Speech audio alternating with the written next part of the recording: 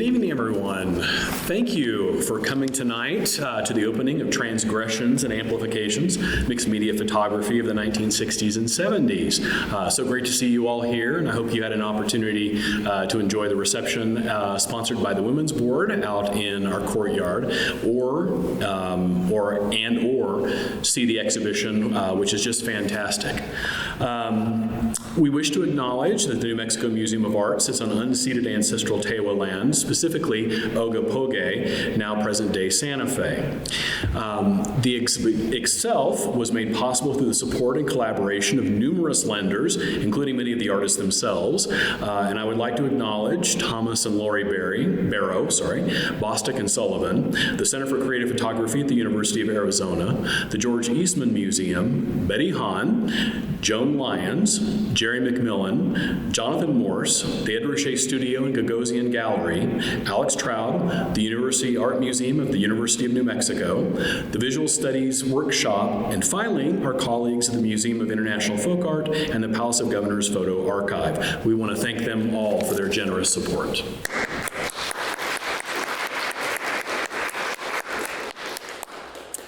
And without further ado, I would like to introduce the curator of the exhibition, Katherine Ware, who is our curator of photography here at the New Mexico Museum of Art. Kate has organized more than 30 exhibitions here, including the exhibition book and website Earth Now, American Photographers and the Environment. She previously served as curator of photographs at the Philadelphia Museum of Art, where she was co-curator and co-author of Dreaming in Black and White, Photography at the Julian Levy Gallery. She also served as curator and author of Elemental Landscapes, photographs by Harry Callahan, and presented shows including Photo Mandalas, The Silver Garden, and The Faceless Figure.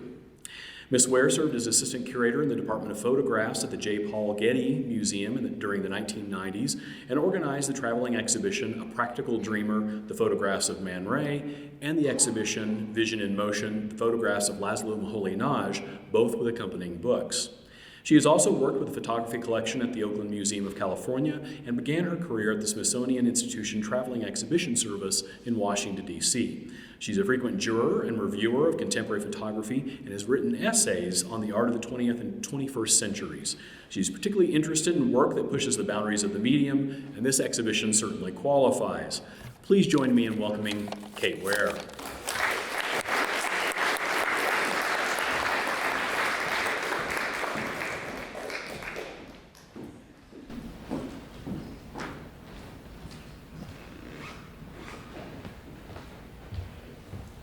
Hello, fellow boundary pushers.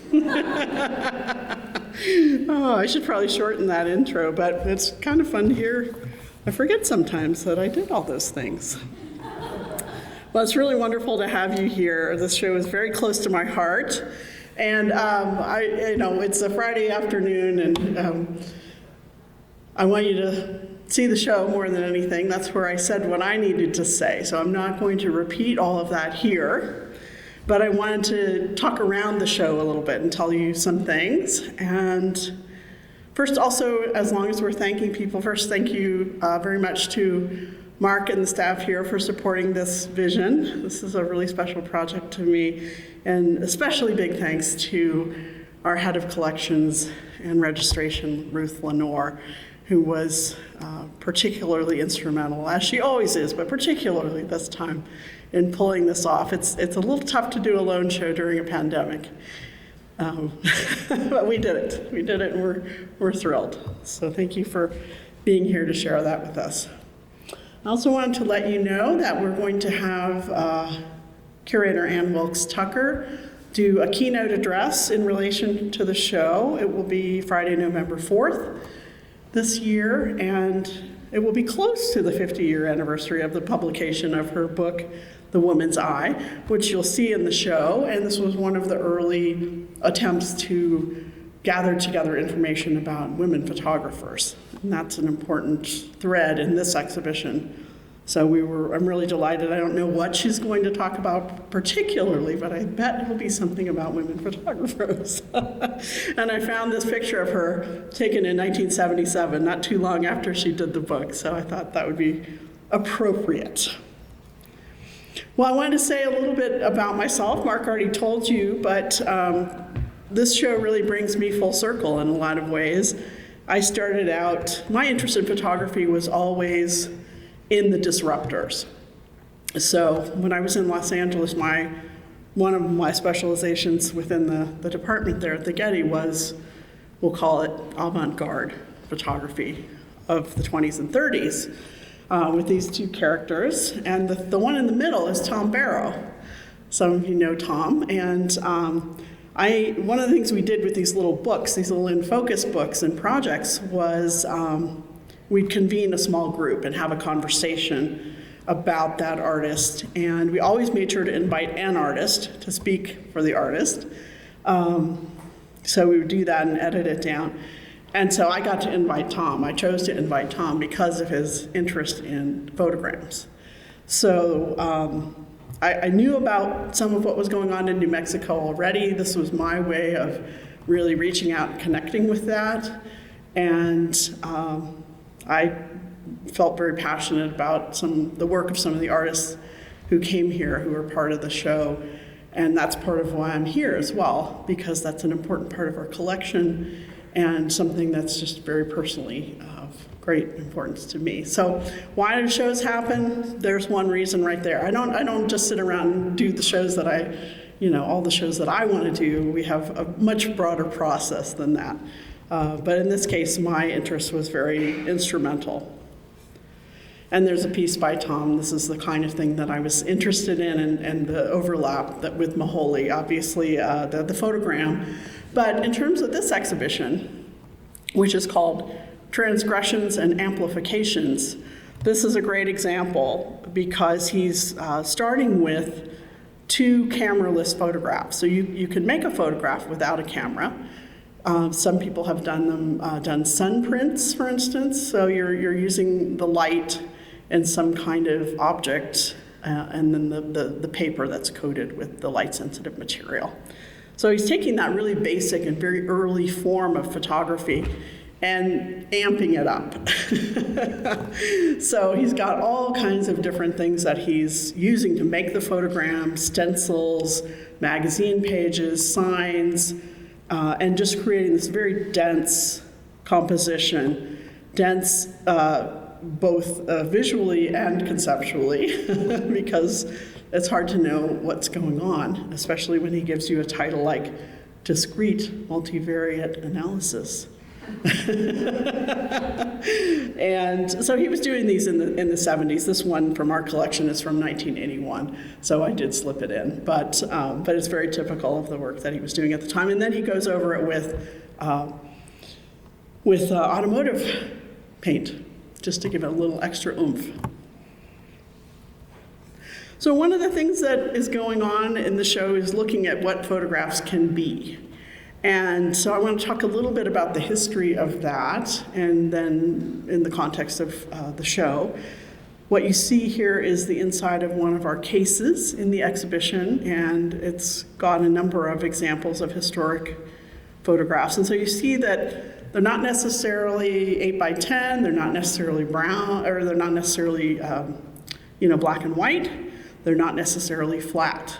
So there are some daguerreotypes and some cabinet cards, a stereograph, and then on the end there is a wonderful little album page on which the woman, lady filmer, has kind of made a collage and painted on the page directly. So that was photography. Photography could be all those things. But it wasn't very well recognized in terms of being an art form, and it had much more application and use as commercial thing. Alfred Stieglitz came along and was really committed to establishing photography as a fine art. That was something he really took on as a mission. And so you see here a photograph by Edward Steichen, which is a gum bichromate over platinum print. So he's using non-silver processes, so not the typical photograph that we came to know in our time, but he's using ink. And so what you can't see in this slide is that it's really this breathtaking color of twilight.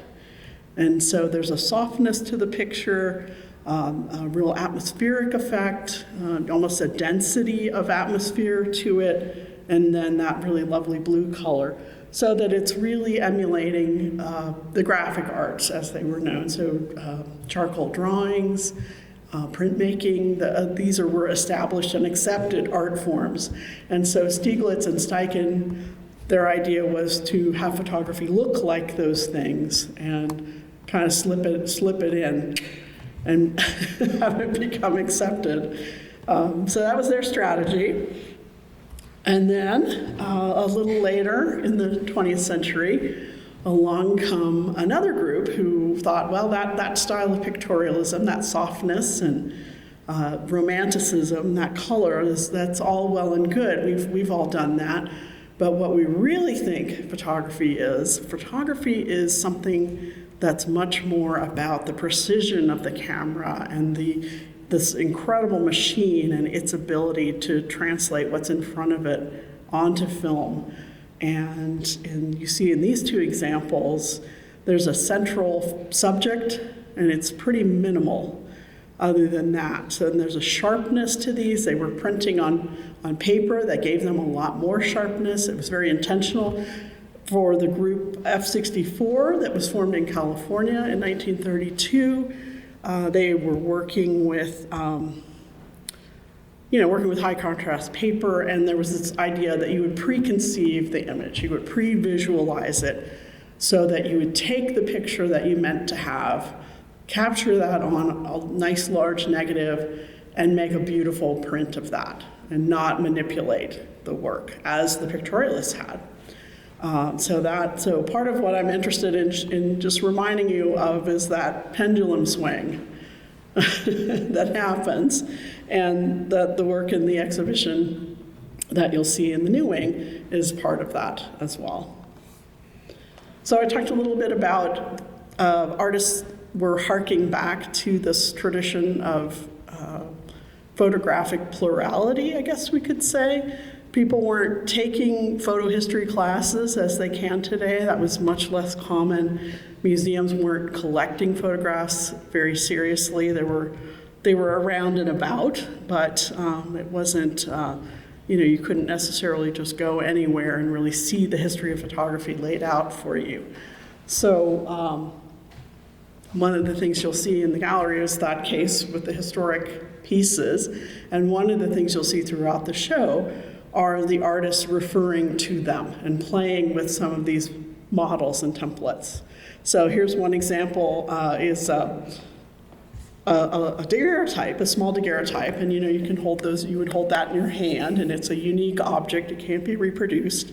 It's in a velvet-lined case.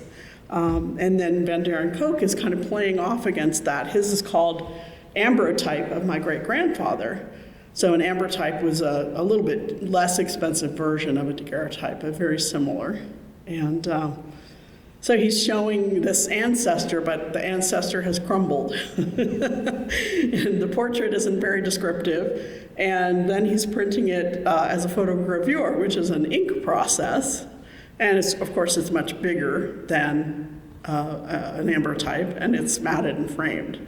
So what does it mean? I don't know that I'm the person to answer that. I think each of us has to come to it with our own experiences and ideas, but we see him playing with photo history and making his own object. Another piece here by Tom Barrow with a wonderful stereograph that we were able to borrow from the photo archive of the Palace of the Governors next door. So a stereograph, as you probably know, is a 19th century object, and there are two sides to it. They were photographed slightly differently with the idea that you would put them in a holder and you would be able to see the scene as three-dimensional. So Tom is making a piece that refers to that, and he's making a maybe not so super scenic view of Old Route 66. But the other thing that's going on is that he was in the elevator with his friend Robert Fichter at George Eastman House, and they were having a conversation about what was the least photographic color possible. And this is what guys did on their coffee breaks back then, right? At the Eastman. So they decided pink. Pink was the least photographic color, and so he did a whole series called Pink Things. And this is one of the central kind of didactic comparisons in the show that's really meant to help people get into this idea of what was happening and what people were reacting to and how they were reacting. So you see on the left Edward Weston's famous cabbage leaf from 1931. So that really falls into that category of the F-64, group F-64 purist photograph, right? We saw some of that, one of those earlier. So it's he's picked out a cabbage leaf. He spent a lot of time picking out the cabbage leaf. He spent a lot of time arranging it in his studio, lighting it, and really making a picture that brings out its strangeness, but also perhaps some essence of it. And so it's kind of looping over and down, and it's almost an abstract, amorphous, organic object, almost like drapery in some ways, and the way he's picking out those ribs.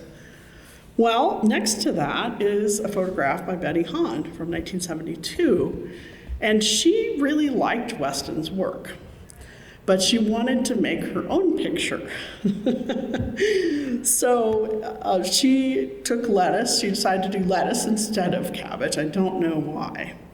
And so her piece is upright, and it's rooted in the ground, and it's green. It's green, it's alive, it's thriving, it's reaching for the sun. And then she goes a step further. Weston's got his cabbage leaf ribs. She stitches her photograph. She embroiders on it, and you'll have to go see it in person. And so she adds those veins of life in a way, in this really visceral way. And she has also printed it on fabric. So I originally called the show Exploding the Canon, because I thought, gosh, these artists are just really rejecting what came before and blowing it out of the water and doing something completely different. But, and I consulted with Betty quite a lot on this project, and she liked that title. But I felt like maybe they weren't exploding, and this is the key example to me, is that it's, there's an acceptance and an admiration and an affection, and then she's doing her own thing. So, hence Transgressions and Amplifications. So you'll see in the show some big panels that say, what's wrong with this picture? And I did check with some of the artists before I slapped their photographs on top of that. Daryl Curran is here, and I just said, gosh, I know this sounds a little insulting, but I wanted to acknowledge people's visceral reaction when they came in, which is like, oh, well, that's a photography don't. And so, this is some photography don'ts, include sticking a needle in your finished print, I think we can all agree on that. Again, just to loop back, Paul Strand, another modernist and really fabulous printer, but you see this very central subject matter. It's recognizable. It's Mr. Bennett from Vermont. And he's using the film in his camera and his abilities and his light to really bring out all this tremendous detail of the wood and make this analogous relationship with the man's weathered face, and make a, sort of suggest a sense of the value of work and the poignancy of this man's life. And it's basically 8 by 10. And then there's this. And now for something completely different. So here's a photograph. We say it's by Daryl Curran. He has informed me that he actually did not take this picture because he is the man with the mustache in the picture. But you do still have a central subject, but it's just a completely different picture, right? It's blue. The whole foreground is blown out by the flash. It's not a single negative. It's been clipped and recomposed. And What other photography don'ts? Yeah, he didn't take it. So that's that's a big photography don't. Can we agree on that? So I was just really interested in these transgressions, but they're playful and loving and adventurous, and I tried to avoid the word experimental because that sounds like something's going to blow up. And by the time they've signed it and put it on the wall, it's not an experiment anymore. This is a finished product that is the result of perhaps experimentation. Another local artist in the show, Alex Traub, who came here in the mid-70s to really concentrate on his art making, and he's writing on the photograph. And some of you will also know the work of Dwayne Michaels. Dwayne Michaels also wrote around the same time. They were writing on their photographs, so that's a bit of mixed media and a bit of transgression. And I'm always really interested in what is it that makes the artist want more. So there's the photograph and. So what is it that the and is contributing, or what is it that the photograph is contributing?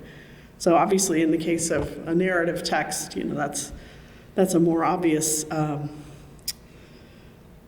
reason to, it's another way of storytelling, really, that amplifies the picture. So I don't think I need this here now, but I just put that there to just remind you of that pendulum swing. So for those of you who really, like the classic black and white photograph, that's still really valued, and a lot of people are doing that. But it's, just from the art historical perspective, there can be that give and take and that, action and reaction. So we talked about a little bit my personal input into this. We talked a little bit about the art historical context, and now just a little bit of social context. Those of you who may have been around in the 60s and 70s, there were a few things going on. And we learned about them by photographs. We learned about them on television. And so it was a time of a lot of social upheaval on a lot of different fronts. So I just wanted to remind people of that, and just then say that this art was being made in that context. And so how do you find a vocabulary for those things? That's kind of an interesting problem. Well, between World War I and World War II, artists in Europe were kind of groping to find a way to talk about how chaotic society felt. And so I just wanted to bring that into the mix. And there's a big collage piece by Hannah Hoch, and John Hartfield used this kind of, adding photographs to another, or joining photographs together to make some really pointed social critique. So arguably, we could say some of the artists of the 60s and 70s were also feeling a sense of fragmentation and reaching for that kind of vocabulary to suggest that things were not so coherent and seamless and bright and shiny. But the other thing that was going on was new technologies. And I just put these ads here to remind you of a couple. There are people in the show who have made their work using a Verifax machine and also early non-automated Xerox. And a lot of these folks were gathered together up in Rochester, where both of these companies were based, and so they had access to that emerging technology. And as with Polaroid, which came along later, companies love to have artists tooling around with their equipment and their, well, maybe not that, but they love to see what people would do with the copying machine and what was possible with it, and to push the limits of their technology so they could learn, even though it was really made for people like that very happy woman who's about to get a bunch of black powder on her nice dress. And here's an example. A Rochester artist and photographer, Joan Lyons, worked quite extensively with this haloid Xerox transfer process, which is this non-automated part. And a lot of these folks were doing complicated things to make their pictures, so we really appreciate them getting their hands dirty. And she's making, again, there's a portrait. We can see it's a picture of her husband, Nathan, but it's got these different vignettes. And so it's not just a one single, we can encapsulate him in one picture. You all probably remember Robert Rauschenberg and the emergence of serigraph and printmaking during this time, and that was very influential on, important to these artists. For one reason, here again, you see the sort of fragmentation of the image to create an overall picture, and the introduction of color. And so that was one of the attractions of some of the non-silver processes and printmaking, was that it was easier to bring in color and it was easier to increase the scale of the work. Another well-known name from the time, Andy Warhol. He loved the Polaroid SX70 camera. You've probably seen his little snapshots of celebrities. He took them obsessively and often would make them into other kinds of works of art, and particularly as prints, Marilyn Monroe, and this one of Mick Jagger. So this isn't a photograph, but the photograph was central to the making of this and an important part of the expression. And here's an example of somebody who really took some of those tools to the limit, Robert Fichter. This is a large picture that stands on the wall very well next to that large Mick Jagger print. And he's using more photographic processes, non-silver photographic processes, but making them big, making them in color, and making social commentary. And it's a little hard to see, but on top, you've got some plastic astronauts, and below are some army men. And some of his commentary is oblique, but it was very consistent. And so that was another really important aspect of this time, was in the midst of all that social foment. People were commenting on their own participation and what life was like during that time. I wanted to show you something by Joyce Namanis. Here's a beautiful picture with a Polaroid stuck to it, and much of her work in this exhibition is about kind of addressing women's sexuality, not in an overt way, but she would use some film stills, and she put text from the Kinsey report, which had come out in paperback, on there. And so just, it wasn't a subject that was acceptable for art at the time. Maybe still isn't, who knows? But she was bringing that voice forward and doing some really groundbreaking work. So keep an eye out for those. This one's a little more flirtatious than anything. And I wanted to talk a little bit about, we talked about Verifax and Xerox, and then this new Polaroid technology coming in. Another thing that was happening was bringing in other art mediums, we'll say. We saw printmaking for sure, there was paint as well, but also making things three-dimensional and drawing on crafts traditions. So this is another wonderful piece by Betty Hahn in our collection called it's untitled, but they're soft daguerreotypes. So you saw the picture of the daguerreotype earlier, and they're in the show, and daguerreotypes are not soft. They're glass, they're metal, they're in a hard case, they're pretty durable. So she's referring back to that, but she decided to make them out of fabric. They're like little pillows. So there's this wonderful velvet that emulates the lining. There's this wonderful shiny gold fabric that emulates the brass mat, and then there's the silver of the polished image, and some rickrack, I believe. And then she's taken a picture not of some august ancestor, but of weeds. So it's a little transgressive and a little amplification-y. So again, very playful, but very serious in terms of connecting with that history and making it her own. Another artist who is well known for stitching on his images is Keith Smith, who's quite famous as a bookmaker. You'll see some of his books in the show. super creative, prolific man. And I just love this image that's in a book that he made for its simplicity, but its elegance of communication. So he's made a photogram, a cameraless photograph of his head. So it's a silhouette, essentially, on photo paper. And I don't know how well you can see it. Yeah, I think that's pretty visible. So he's then stitched on the inside of it. Well, one of the things that's going on with this group is they're shifting away from more descriptive and more documentary subject matter into more internal, onto more internal subjects, we'll say. So how would you express, a sleepless night? Or how would you express, the tension of thoughts? And that's what I think he's doing here. And I think it's just a really elegant, wonderful piece with simple materials. So also, a photograph does not have to be flat. We know that from looking at the historic case. So here is Robert Heineken making a three-dimensional piece on photo linen, and he's put these different shapes into a little puzzle, a little three-dimensional puzzle.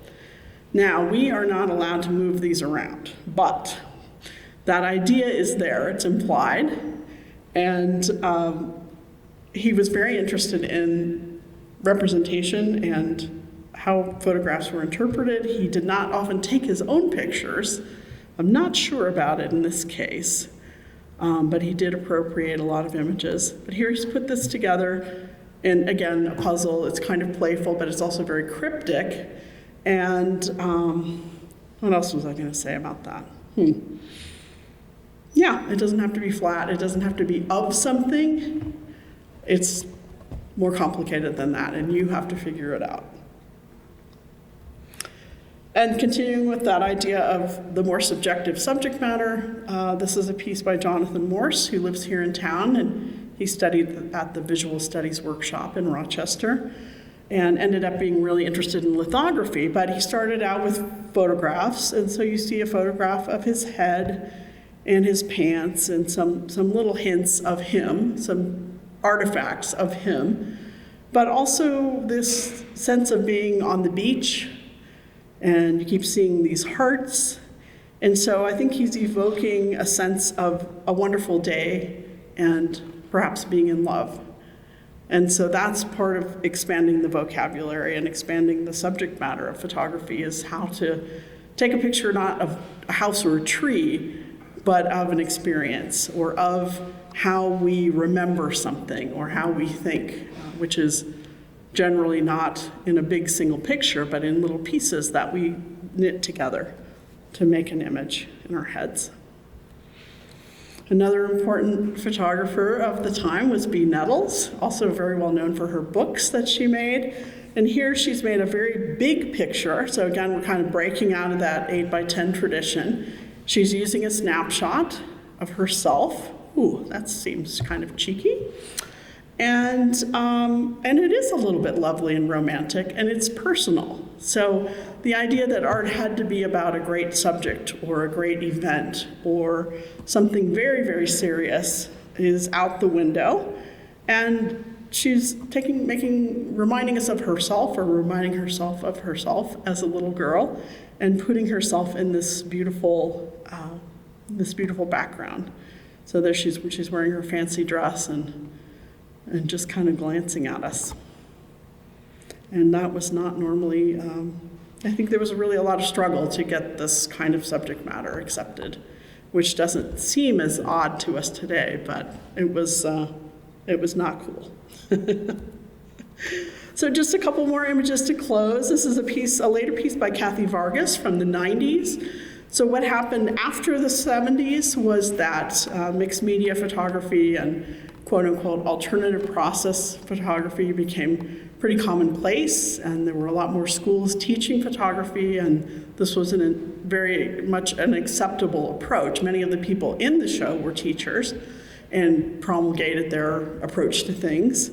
But I also had wanted to say, too, that there was more room for a greater variety of people in the art school. So in the art school, so the core part of the show tends to be more white artists And then later, I just wanted to acknowledge that there was a lot more variety, a lot more voices.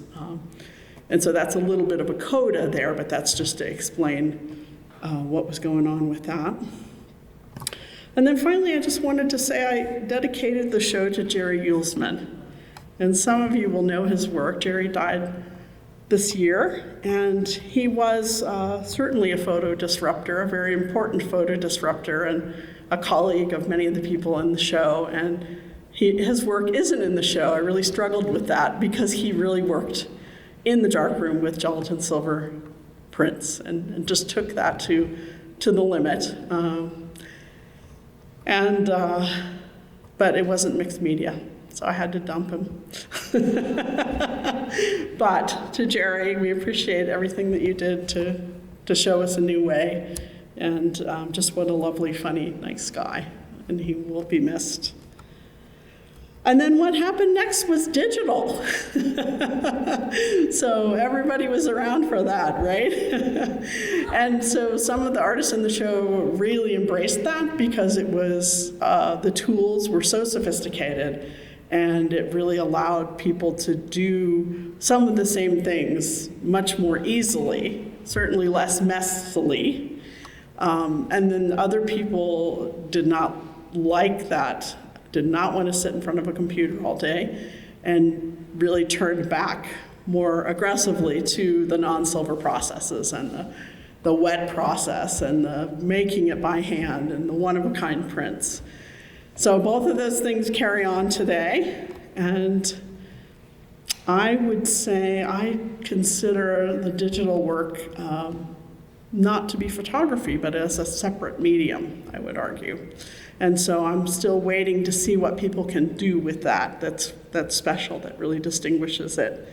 But a lot of people work that way as consider themselves photographers and are working in that tradition. So that is what I wanted to talk to you about. I really want to thank the artists. There are a couple of them are here tonight, a couple of them were here last night, and they have been really generous with me and helping me along on this journey. And as I rename their show and try to write about their work in some definitive way when they can look over my shoulder and see if it's wrong. So thank you all so much for being here. I hope you'll get a chance to spend some time with the exhibition as well as the other shows that are up. And good night and thank you.